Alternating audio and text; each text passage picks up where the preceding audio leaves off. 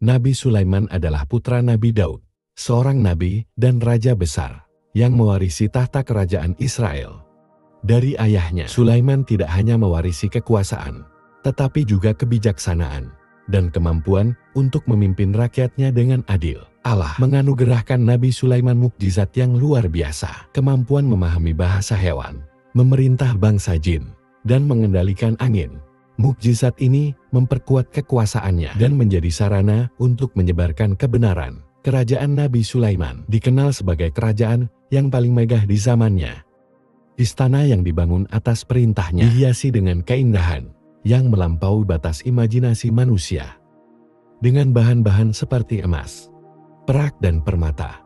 Kekuasaan Nabi Sulaiman tidak hanya meliputi daratan, tetapi juga langit dan lautan. Namun di balik semua itu, Nabi Sulaiman tetap rendah hati dan selalu mengingat bahwa semua kekuasaan adalah pemberian Allah. Di sisi lain, Ratu Bilqis memerintah sebuah negeri yang bernama Saba, terletak di wilayah yang sekarang dikenal sebagai Yaman. Saba adalah kerajaan yang kaya raya dan terkenal dengan sumber daya alamnya, terutama kemenyan dan rempah-rempah.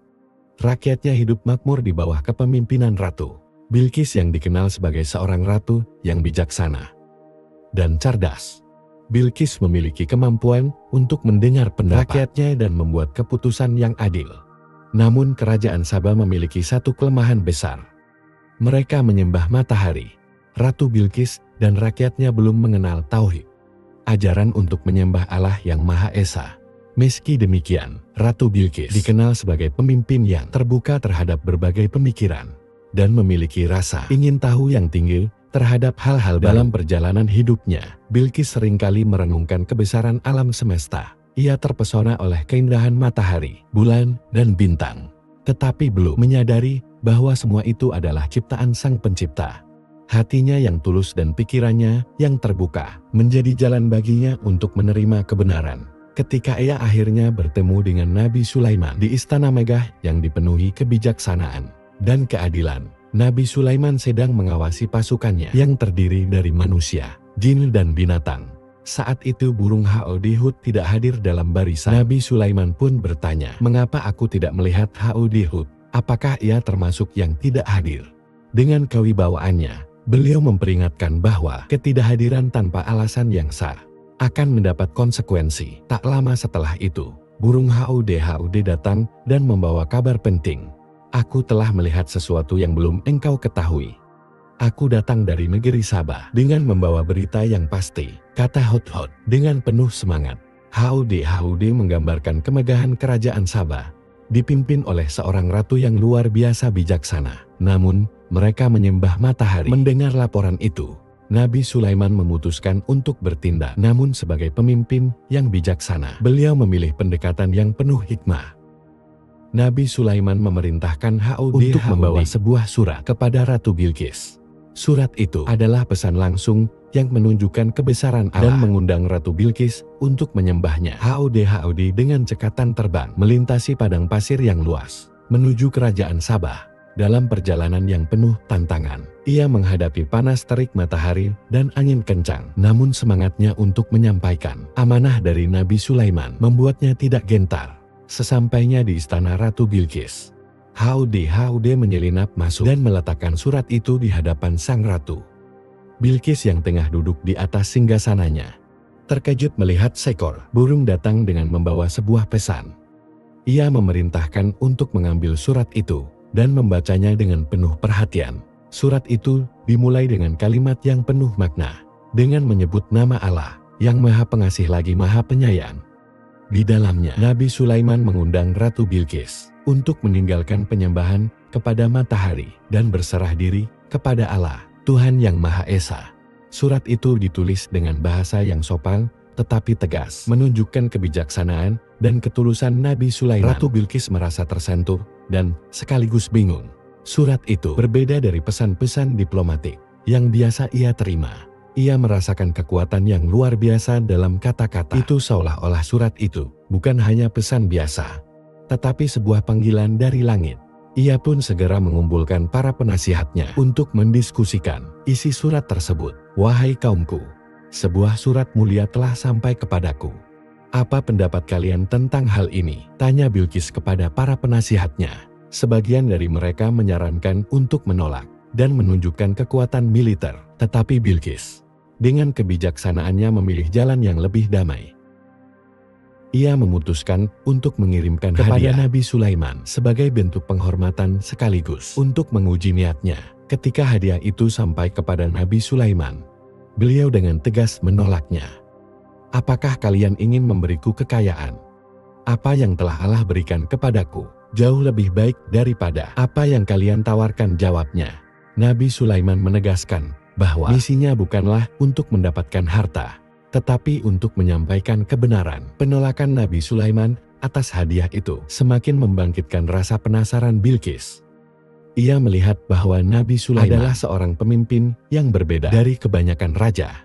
Hatinya mulai terbuka untuk memahami pesan yang dibawa oleh surat itu. Keputusan Bilqis untuk mendalami lebih jauh membawa cerita ini ke babak yang lebih dalam, di mana iman dan kebijaksanaan menjadi pusat dari setiap keputusan. Ketika Ratu Bilqis menerima kabar tentang Nabi Sulaiman yang menolak hadiahnya, ia merasa penasaran. Bagaimana mungkin seorang raja yang begitu besar menolak harta? Akhirnya ia memutuskan untuk menemui Nabi Sulaiman secara langsung. Dengan iring-iringan pasukan yang megah, Bilqis memulai perjalanan panjang dari Sabah ke kerajaan Nabi Sulaiman. Sebelum kedatangan Bilqis, Nabi Sulaiman telah mempersiapkan sesuatu yang luar biasa. Beliau memanggil para jin dan bertanya, "Siapa di antara kalian yang dapat membawa singgasana Ratu Bilqis ke hadapanku sebelum ia tiba?" Salah satu jin yang sangat kuat menjawab, "Aku akan membawanya sebelum berdiri dari tempat dudukmu." Namun, seorang manusia yang memiliki ilmu dari kitab suci, "Aku akan membawanya kepadamu dalam sekejap mata, dan benar dalam waktu singkat." Singgasana megah milik Ratu Bilqis telah berada di istana Nabi Sulaiman. Beliau memerintahkan agar singgasana itu sedikit diubah untuk menguji apakah Bilqis dapat mengenalinya. Ketika Bilqis tiba, Nabi Sulaiman menyambutnya dengan penuh hormat. Ia memperhatikan keagungan istana Nabi Sulaiman yang jauh melampaui imajinasinya. Singgasana itu berdiri megah di tengah ruangan. Nabi Sulaiman bertanya, "Apakah ini singgasanamu?" Bilqis yang terkejut melihat singgasananya berada di sana, menjawab seakan-akan ini memang singgasanaku. Ia mulai menyadari bahwa kekuatan dan kebijaksanaan Nabi Sulaiman berasal dari sesuatu yang lebih besar dari sekadar kekuasaan duniawi. Hatinya perlahan terbuka untuk menerima kebesaran Allah. Setelah itu, Nabi Sulaiman mengundang Bilqis ke dalam istananya yang lain, yang memiliki lantai kaca bening di atas air. Saat Bilqis melangkah masuk, ia mengira ada genangan air di depannya. Tanpa ragu, ia mengangkat sedikit kainnya agar tidak basah. Tetapi Nabi Sulaiman tersenyum dan berkata, "Ini hanyalah lantai kaca." Bilqis merasa takjub dan tersentuh oleh keindahan istana itu. Ia menyadari bahwa segala sesuatu yang ia lihat adalah tanda-tanda kebesaran Allah. Dengan penuh kejujuran, ia mengakui bahwa selama ini ia telah salah dalam menyembah matahari di hadapan Nabi Sulaiman. Bilqis berkata, "Ya Tuhanku, aku telah menzalimi diriku sendiri. Kini aku berserah diri bersama Sulaiman kepada Allah, Tuhan semesta alam." Ucapannya itu menjadi simbol perjalanan spiritualnya yang penuh makna. Nabi Sulaiman menerima pengakuan Bilqis dengan penuh kebijaksanaan. Beliau tidak hanya menjadi pemimpin yang menunjukkan kebesaran Allah, tetapi juga sahabat yang membimbing Bilqis untuk menemukan kebenaran. Pertemuan mereka bukan hanya pertemuan dua pemimpin besar, tetapi juga momen penyatuan iman dan kebijaksanaan. Pertemuan ini menjadi bukti nyata bahwa kebesaran sejati tidak hanya terletak pada kekuasaan atau kemegahan, tetapi pada pengakuan akan kebesaran Allah. Nabi Sulaiman dan Ratu Bilqis menjadi contoh bagaimana iman dan ilmu dapat mengubah hati dan membawa manusia menuju jalan yang benar. Kisah Nabi Sulaiman mengajarkan pentingnya kebijaksanaan dalam memimpin.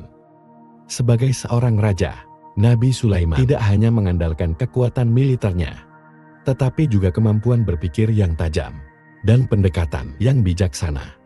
Ketika menerima laporan dari burung Haudi kerajaan Sabah, beliau tidak serta-merta mengambil keputusan tergesa-gesa.